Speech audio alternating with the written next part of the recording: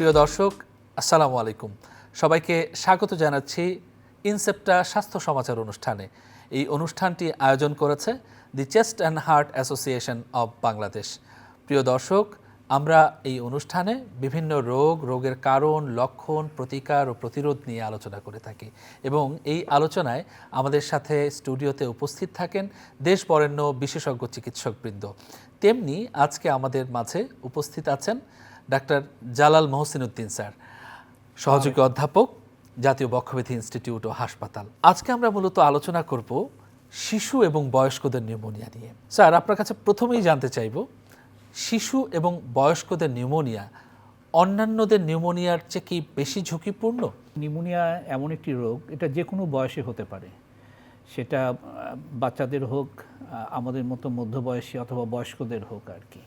তবে হ্যাঁ, নিউমোনিয়াটা বাচ্চাদের এবং বয়স্কদের হলে এটা অধিক ঝুঁকিপূর্ণ। আমরা জানি যে মূলত এই বয়স গ্রুপের লোকদের রোগ প্রতিরোধ ক্ষমতা কম থাকে। আমরা যদি বয়স্ক লোকদের কথা ধরেন 65 বছরের উপরে যাদের বয়স, এদের দেখা যায় যে স্বভাবত এই বয়সের কারণে রোগ প্রতিরোধ ক্ষমতা কমে যায়। একই সাথে যেটা হয়, এদের অনেকগুলি কোমরবিড কন্ডিশন থাকে, যেরকম ডায়াবেটিস, হাইপারটেনশন এবং একই সাথে হার্টের সমস্যা, তো কিডনির সমস্যা, এই ধরনের সমস্যাগুলো তাদের পেয়ে বসে। সুতরাং দেখা যায় যে নিউমোনিয়া, যেখানে একটা ভাইটাল অর্গান ফুসফুস আক্রান্ত হচ্ছে এবং এর প্রভাবে অন্যান্য অর্গানগুলোও ক্ষতিগ্রস্ত হয়, ফলে এই রোগ থেকে ভালো হওয়ার সম্ভাবনাটা তাদের ক্ষেত্রে একটু কষ্টকর হয়ে ওঠে চিকিৎসা পাওয়ার পরও। এই জন্য বয়স্ক লোকদের ক্ষেত্রে এটা ঝুঁকিপূর্ণ। আবার যদি আমরা বাচ্চাদের কথা ধরি, বিশেষ করে যাদের বয়স 5 বছরের নিচে, নিউমোনিয়াতে এখনও আমাদের দেশে এই মৃত্যু হারটা অনেক বেশি। ইমিউনিটি সিস্টেম তখনও ভালো মতো ডেভেলপ করে না এবং অনেক কারণেই বাংলাদেশের মতো এই উন্নয়নশীল দেশে এদের যেটা ম্যালনিউট্রিশনের রোগীরা ভুগে অনেক ক্ষেত্রে দেখা যায় যে পিছিয়ে পড়া জনগোষ্ঠীর মধ্যে যে ভ্যাকসিনেশনটা ঠিকমতো হয় না। তো অনেক সময় নিউট্রিশন কী খাবে, বাচ্চাদের কীভাবে উইনিং করবে, এই সব সমস্যা থাকে। অনেক সময় ব্রেস্ট ফিডিংও ঠিকমতো হয় না। ইমিউনিটি অপ্রতুলতার কারণেই দেখা যাচ্ছে এদের নিউমোনিয়া আক্রান্ত হয় এবং এখান থেকে সেরে ওঠা অনেক ক্ষেত্রেই অনেক বাচ্চার সম্ভব হয়ে ওঠে না। এই কিছুদিন আগে যেটা হলো, আমাদের যে মিজেলসের একটা সমস্যা, মহামারীর মতো সমস্যা হলো, এই মিজেলসে যে বাচ্চা মারা গেছে তা না, দেখা গেছে ইমিউনিটি কমে যাওয়ার কারণে এদের অনেকেই নিউমোনিয়া আক্রান্ত হয়েছে এবং এই মূলত নিউমোনিয়াতেই কিন্তু এই বাচ্চাগুলি অধিকাংশ ক্ষেত্রে খারাপ হয়ে মারা গেছে। এই যে শিশু এবং বয়স্কদের যে এই নিউমোনিয়ার ক্ষেত্রে কি রোগ লক্ষণ অন্যান্য সাধারণ যে বয়সের যে নিউমোনিয়া, তাদের সাথে তাদের রোগ লক্ষণের কি কোনো বিশেষ পার্থক্য রয়েছে? এটা বিশেষ পার্থক্য রয়েছে। এই পার্থক্যের কারণে যেটা হয় যে বয়স্কদের নিউমোনিয়া এবং বাচ্চাদের নিউমোনিয়া রোগীরা অনেক সময় বুঝতে পারে না এবং তাদের গার্জিয়ানরাও ঠিকমতো বুঝতে পারে না যে সে রোগে আক্রান্ত। একটা স্বাভাবিক নিউমোনিয়া যে লক্ষণ, যেটা যুবক বা মধ্যবয়সীদের প্রকাশ পায়, সেখানে দেখা যায় যে কাশি হচ্ছে, প্রচণ্ড জ্বর আসছে, বুকে ব্যথা হচ্ছে, শ্বাসকষ্ট হচ্ছে, এগুলো একটা স্বাভাবিক লক্ষণ আর কি। কিন্তু দেখা যায় যে একটা বয়স্ক লোক এই লক্ষণগুলো অনুপস্থিত থাকতে পারে। অনেক ক্ষেত্রেই দেখা যায় যে সে শুধু শ্বাসকষ্ট নিয়ে আসতেছে, অথবা সে একটু কনফিউশনাল স্টেটে ভুগতেছে। অনেকে মনে করে রুগী মনে হয় যে জ্ঞান হারায় ফেলে, রুগী স্ট্রোক করলো কিনা, কিন্তু দেখা গেল যে সেই ক্ষেত্রে দেখা গেল যে তার নিউমোনিয়া এসে আক্রান্ত হয়েছে। এছাড়া দেখা যায় যে জ্বরটা সেভাবে আসে না, নাও আসতে পারে। অনেক সময় বরং হাইপোথার্মিয়া বা জ্বর টেম্পারেচার কমে যেতে পারে। এই ধরনের কনফিউশন স্টেটেই এই বয়স্ক লোকটা বেশি আছে এবং একই সাথে শ্বাসকষ্টের সমস্যা নিয়ে বেশি আসে। আবার বাচ্চাদের ক্ষেত্রে যেটা হয়, বাচ্চারা তো নিজেদের সমস্যা নিজেরা বলতে পারে না। অনেক সময় মারাও বুঝতে সমস্যা হয়ে যায় যে বাচ্চা নিউমোনিয়া আক্রান্ত কিনা। তো এইখানে দেখা যায় অন্যান্য সাধারণ লক্ষণের সাথে যেটা হয় যে বাচ্চা ঠিকমতো দুধ খাচ্ছে না, দুধ ঠিকমতো টানতে পারতেছে না, ঘন ঘন শ্বাস নিচ্ছে, শ্বাস নেওয়ার সময় বুক ভেঙে যাচ্ছে, এইসব লক্ষণগুলিও প্রকট আকার ধারণ করে। মূলত এই লক্ষণগুলি ভিন্নতার কারণেই তাদের ডায়াগনোসিসও দেরিতে হয় এবং তারা দেরিতে ডাক্তারের কাছে যায়। সেজন্য মর্টালিটি বা মরবিডিটিও অনেক সময় বাড়ে। এর মধ্যে থেকেও কোন কোন লক্ষণগুলো বিশেষ করে সতর্কভাবে খেয়াল করতে হবে এবং কোন লক্ষণগুলো দেখা দিলে মূলত চিকিৎসক বা হাসপাতালে যেতে হবে? বয়স্ক লোক যাদের বয়স অনেক বেশি, বললাম যে 65-র উপরে, এটা কিন্তু অনেক ক্ষেত্রেই নিউমোনিয়ার যে সে মরবিডিটি মর্টালিটি এর উপর নির্ভরশীল। এই বয়স্ক যত বেশি হবে তাদের এই রিস্ক তত বেশি হবে। সেক্ষেত্রে আমরা যেটা ধরতে পারি যে এই কনফিউশনাল স্টেজ যদি ডেভেলপ করে রুগীদের, হ্যাঁ, রুগী দেখা গেল যে উল্টাপাল্টা কথা বলছে, হ্যাঁ, বা জ্ঞান হারিয়েছেন, অথবা দেখা গেল যে শ্বাসকষ্ট হচ্ছে, উনি হয়তো হাইপারটেনসিভ ছিলেন, প্রেশারটা ফল করছে, ঠিকমতো খাচ্ছেন না, তখন আমাদের চিন্তা করতে হবে যে উনি কোনো না কোনো ইনফেকশনে আক্রান্ত, এবং আমাদের সার্চ করা উচিত যে তার যদি অক্সিজেন স্যাচুরেশনটা কমে যায়, যেটা আমরা পালস অক্সিমিটার দিয়ে দেখতে পারি। তো এইসব লক্ষণ দেখলে আসলে একজন বিশেষজ্ঞ চিকিৎসকের পরামর্শ নেওয়া উচিত দেরি না করে, এবং এই ক্ষেত্রে আসলে বয়স্ক লোকরা অবহেলার শিকার হন, যেহেতু লক্ষণগুলি সেভাবে বোঝা যায় না। কিন্তু আমরা যেটা বললাম যে বিশেষ করে শ্বাসকষ্ট এবং কনফিউশনাল স্টেট যদি থাকে, তখন আসলে একজন বিশেষজ্ঞ চিকিৎসকের পরামর্শ নেওয়া উচিত। আবার বাচ্চাদের ক্ষেত্রেও যেটা বললাম, বাচ্চা নেতায় পড়তেছে, ঠিকমতো মায়ের দুধ খাচ্ছে না, হ্যাঁ, এবং যেটা হলো যে বাচ্চা খুব চঞ্চল ছিল, অনেক সময় মুভমেন্ট কমাই দিয়েছে, হ্যাঁ। তো এইসব ক্ষেত্রেও মানে অবহেলা না করে চিকিৎসকের সরাসরি শরণাপন্ন হওয়া উচিত। তো আমাদের এই ধরনের রোগীরা কখন আসলে বাসাতেও চিকিৎসা নিতে পারেন, কোন পর্যন্ত? বাসাতে চিকিৎসা নিতে পারবেন কি না এটা নির্ধারণ করবে চিকিৎসক। কিছু ক্রাইটেরিয়া আছে, যেরকম তার বয়সটা কত, হ্যাঁ, বয়স যদি মানে 65-র বেশি হয়, হ্যাঁ, তাহলে একটা মানে রিস্কি পেশেন্ট, হ্যাঁ। আবার দেখতে হবে যে পেশেন্ট কনফিউশন আছে কিনা বা জ্ঞান হারাচ্ছেন কিনা, সেটা একটা নির্দিষ্ট পয়েন্ট আর কি। পেশেন্টের প্রেশার কমে যাচ্ছে কিনা, হ্যাঁ। তো এইসব বিষয়গুলো খেয়ালে আনতে হবে। এছাড়া খেয়ালে রাখতে হবে যে অ্যাসোসিয়েটেড ডায়াবেটিস, হার্টের সমস্যা, কিডনির সমস্যা, এই ধরনের সমস্যা আছে কিনা, বা উনি কোনো ক্যান্সারে আক্রান্ত কিনা, ইমিউনো কম্প্রোমাইজ কিনা, এসব বিবেচনায় আনতে হয় আর কি। তো আমরা ফিজিশিয়ান এগুলোর উপর ভিত্তি করে একটা স্কোরিং করি। তো এই স্কোরিংয়ের উপর ভিত্তি করে যার স্কোর যত বেশি হয় সে তত রিস্কি পেশেন্ট, তখন তাদের আমরা হসপিটালে ভর্তি হওয়ার পরামর্শ দিই। এবং যদি রিস্ক কম মনে করে ফিজিশিয়ান, যে এটা তরুণ যুবক বয়স, হ্যাঁ, সে হাঁটা চলা খাওয়া দাওয়া সব ঠিক মতো করতে পারতেছে, হ্যাঁ, খুব একটা শ্বাসকষ্ট নেই, হ্যাঁ, তো সে বাসায় বসে চিকিৎসা নিতে পারে। তবে এটা নির্ধারণের বিষয়টা ফিজিশিয়ানদের উপর ছেড়ে দিতে হবে যে কে বাসায় চিকিৎসা নেবে, কে হসপিটালে চিকিৎসা নেবে। এটা আমাদের সচরাচর প্র্যাকটিস, আমরা সবাই যেটা করি যে একটু জ্বর হয়েছে, একটু ঠান্ডা লেগেছে, নাক দিয়ে পানি পড়ছে, পাশের একটা ডিসপেন্সারিতে যে হয়তো অ্যান্টিহিস্টামিন খাচ্ছি, কখনো কখনো আরেকটু অধিকতর ভালো চিকিৎসা চিন্তা করে যে একটা অ্যান্টিবায়োটিক খেয়ে ফেললাম, এই কাজগুলো আমরা করছি। এইটাকে আপনি আপনার আজকে যে আলোচ্য বিষয় যে একদম শিশু বা একদম বয়স্ক এই ধরনের রোগীদের নিউমোনিয়ার ক্ষেত্রে এই ধরনের অ্যাপ্রোচকে আপনি কিভাবে মূল্যায়ন করছেন? এই নিউমোনিয়া বা সিভিয়ার নিউমোনিয়ার লক্ষণগুলো কিন্তু প্রথমে শুরু হয় সামান্য সর্দি, জ্বর, কাশি দিয়ে। তো অনেক ক্ষেত্রেই দেখা যায় যে রোগী ডিসপেন্সারিতে যাচ্ছে, ওষুধ খেয়ে নিচ্ছে, কিন্তু এর মধ্যে তার ভিতরে যে একটা নিউমোনিয়ার মতো সিভিয়ার রোগ তৈরি হচ্ছে, সে কিন্তু অজানা থেকে যাচ্ছে। ফলে দেখা যায় যে ডায়াগনোসিসটা ডিলে হচ্ছে। তো নিউমোনিয়ার ডায়াগনোসিস যত ডিলে হবে, সেই ক্ষেত্রে তার কমপ্লিকেশনগুলো অনেক বড় হবে, এবং এটা বিশেষ করে বয়স্ক এবং বাচ্চাদের ক্ষেত্রে এটা খুব মানে খারাপ ইফেক্ট একটা নিয়ে আসতে পারে, যে একজন সাধারণ ডিসপেন্সারিতে যেয়ে কোনো মতো ওষুধ খেয়ে নিলাম, কিন্তু এর মধ্যে যদি নিউমোনিয়াটা ছড়িয়ে পড়ে, এবং নিউমোনিয়া থেকে যদি বিশেষ করে ব্লাডে ইনফেকশনটা ছড়িয়ে পড়ে বয়স্ক লোক বা বাচ্চাদের ক্ষেত্রে, তখন আসলে হসপিটালে যেয়ে অনেক সময় রুগী খুব একটা সুবিধা করা যায় না। তো রুগীরা অনেক সময় বলে যে এই রুগী নিয়ে আসলাম, রুগী খারাপ হয়ে গেল, রুগীকে আইসিইউ পর্যন্ত যেতে হচ্ছে। দেখা যাচ্ছে সামান্য ঠান্ডা সর্দি দিয়ে শুরু হলো, সেই রুগী শেষ পর্যন্ত আইসিইউতে গেলে। তো যদি একটু আর্লি ডায়াগনোসিস হয়, ডাক্তারের যদি একটু পরামর্শ নেওয়া যায়, তাহলে এই ধরনের সিভিয়ার ফর্মটা আসলে প্রতিরোধ করা সম্ভব। স্যার, নিউমোনিয়া নির্ণয়ের ক্ষেত্রে আপনারা কি কি পদ্ধতি অবলম্বন করে থাকেন? রোগীর ইতিহাসটা খুবই জরুরি। তো সেসব ক্ষেত্রে যারা যুবক তারা তো সরাসরি নিজের ইতিহাস দেয়, যে আমরা যেরকম চেস্ট পেইন, কাশির সাথে রক্ত যাওয়া অথবা শ্বাসকষ্ট এগুলো আছে কিনা হিস্ট্রি থেকে নিতে পারি। কিন্তু বয়স্ক লোক যারা একটু কনফিউশনাল স্টেটে আছে তাদের যে অ্যাটেন্ডেন্স আছে, কীভাবে কি শুরু হলো, তার কোমরবিড কন্ডিশন আছে কি না, এগুলো সম্বন্ধে ইতিহাস নেই। বাচ্চাদের ক্ষেত্রে তাদের মা বা গার্জিয়ান যারা আছে তাদের পরামর্শ, আমরা ইতিহাস নিই। তো ইতিহাসটা এখানে খুবই জরুরি আর কি। এবং এই ইতিহাস নেওয়াটা আমাদের পরবর্তী অ্যান্টিবায়োটিক কী দিব এই ব্যাপারেও আমাদের হেল্প করে। পরবর্তীতে খুব সাধারণ দুইটা পরীক্ষা আমরা করতে পারি। একটা হলো একটা সিবিসি আর কি, যেটা বলে কমপ্লিট ব্লাড কাউন্ট, যেটা খুব সাধারণ একটা পরীক্ষা। সেখানে আমরা একটা অ্যাসেসমেন্ট করি যে এটা ভাইরাল নিউমোনিয়া না ব্যাকটেরিয়াল নিউমোনিয়া, একটা ধারণা দেয় আমাদের।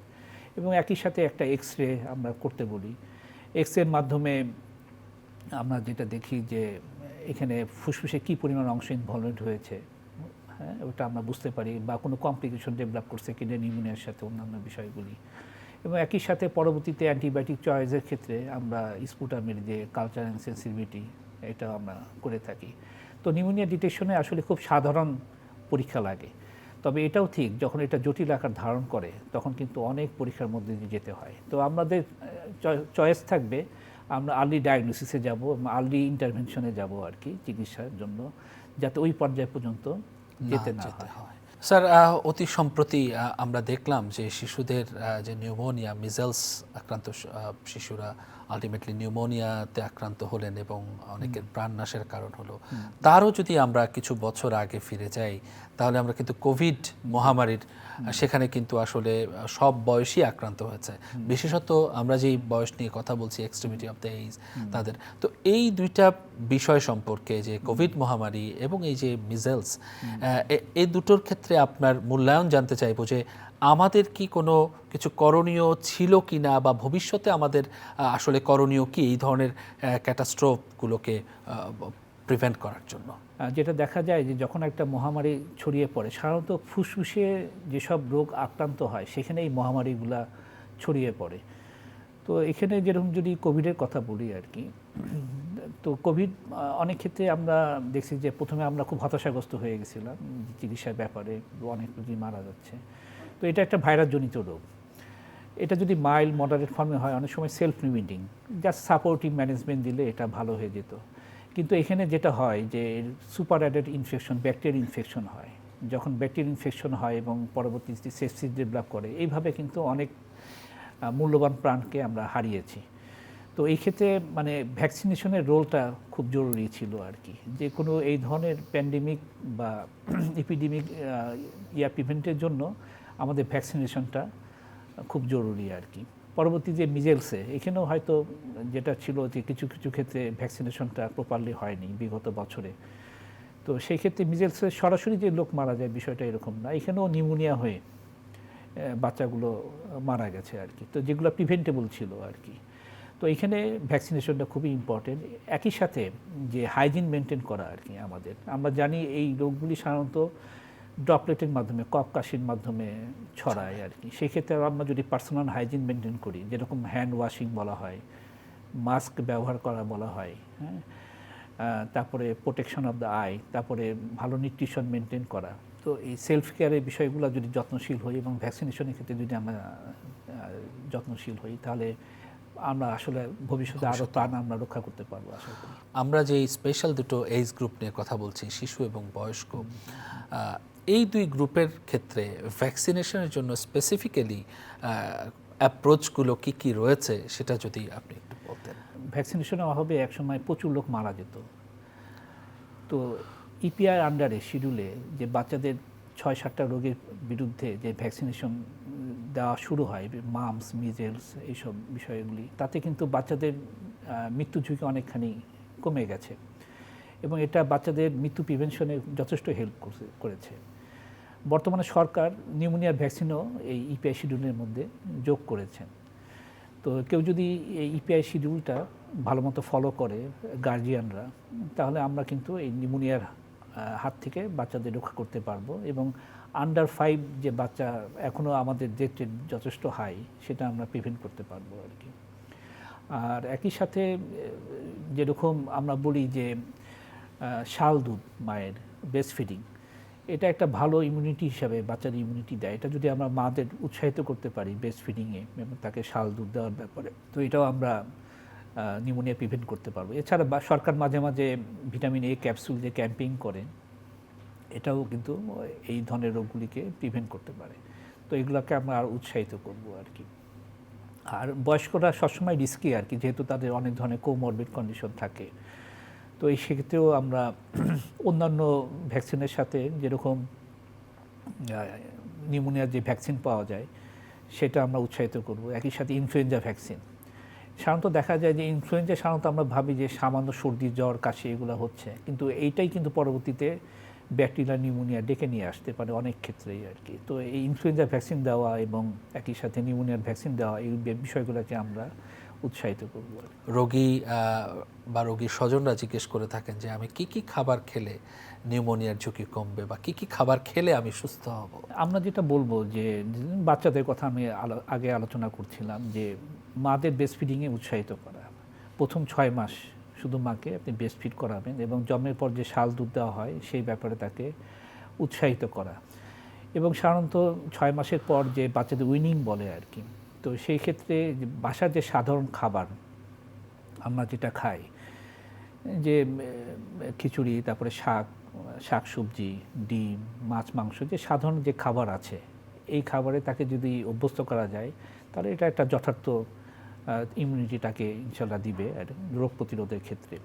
আর এর পাশাপাশি আমরা যদি আমাদের বাসার খাবারকে উৎসাহিত করি, বাসায় আমাদের রান্নাঘরে যে খাবার তৈরি হয় যেখানে মাছ, মাংস, দুধ, ডিম, শাক সবজি এগুলি আছে সেগুলোকে যদি উৎসাহিত করি, যে ফাস্টফুডকে যদি পরিহার করি, যে ফাস্টফুড হচ্ছে শখ করে খাওয়া যায় কিন্তু নিয়মিত খাবারের জন্য অভ্যস্ত না হই, যেখানে প্রচুর সুগার আছে, প্রচুর ট্রান্স ফ্যাট আছে, এগুলো যদি অ্যাভয়েড করতে পারি আমরা তাহলে সেটাই আমাদের ন্যাচারালি একটা প্রোটেকশন দিবে আর কি। ঋতু পরিবর্তনের সাথে সাথে আমাদের কিন্তু বিভিন্ন ধরনের রোগ বালাইও বেড়ে যায়, এর মধ্যে নিউমোনিয়াও পড়ে, যে ঋতু চেঞ্জের সাথে সাথে নিউমোনিয়া আক্রান্তের হারও বেড়ে যায়। তো এই ঋতু পরিবর্তনকালীন সময়ে কি আমাদের এই ধরনের শিশুদের বা বয়োবৃদ্ধদের কোনো বিশেষ সতর্কতা অবলম্বনের প্রয়োজন রয়েছে কিনা? না, অবশ্যই প্রয়োজন রয়েছে। যেরকম আমাদের একটা গ্রুপ রয়েছে অ্যাজমা, সিওপিডি এই ধরনের পেশেন্টগুলো, তো দেখা গেছে যে টেম্পারেচার ওঠানামার সাথে 3 ডিগ্রির বেশি টেম্পারেচার যদি ওঠানামা করে এই রোগগুলো কিন্তু বেড়ে যায়। অ্যাজমা, তারপরে সিওপিডির এক্সাজারবেশন হয়। তো এক্সাজারবেশন হলে তখন মোর ভালনারেবল টু ইনফেকশন। তো টেম্পারেচার ওঠানামাগুলো আমরা একটু অ্যাভয়েড করার চেষ্টা করব। আমাদের যদি সেই ধরনের ওয়ার্ম ক্লোথ বা করতে হয় সেটা আমরা পরিধান করব। একই সাথে অনেক সময় দেখা যায় যে আমরা প্রচণ্ড ঠান্ডা এসির মধ্যে আছি, গরমের মধ্যে গেলাম, এই ধরনের টেম্পারেচার ভেরিয়েশনগুলোও কিন্তু আমাদের অনেক সময় এই রোগগুলো এক্সাজারবেশন করে এবং মোর ভালনারেবল টু ইনফেকশন। আবার দেখা যায় যে আমরা জানি যে আমাদের ঢাকার বায়ু দূষণ খুব বেশি আর কি, এবং শীতকালে এটা আরও বেড়ে যায়। যে পার্টিকুলেট ম্যাটার আছে যেটা ভাসমান অবস্থায় এনভায়রনমেন্টে থাকে, তো এগুলা যখন ইনহেল করে তখন ভালনারেবল যে সব রোগী রয়েছে অ্যাজমা, সিওপিডি বা ইভেন অন্যান্য রোগী, তাদের এই রোগগুলো বেড়ে যায় এবং নিউমোনিয়া হওয়ার সম্ভাবনাও কিন্তু বাড়ে। সেই ক্ষেত্রে আমরা যদি একটু মাস্ক ব্যবহার করি এবং আমাদের সম্মিলিত চেষ্টা যদি থাকে যে আমরা এনভায়রনমেন্টকে পরিষ্কার রাখবো, তাহলে আমরা এর থেকে বাঁচতে পারবো আর কি। তো এটা ঋতু পরিবর্তনের সাথে এই সমস্যাগুলো আসলে হয়।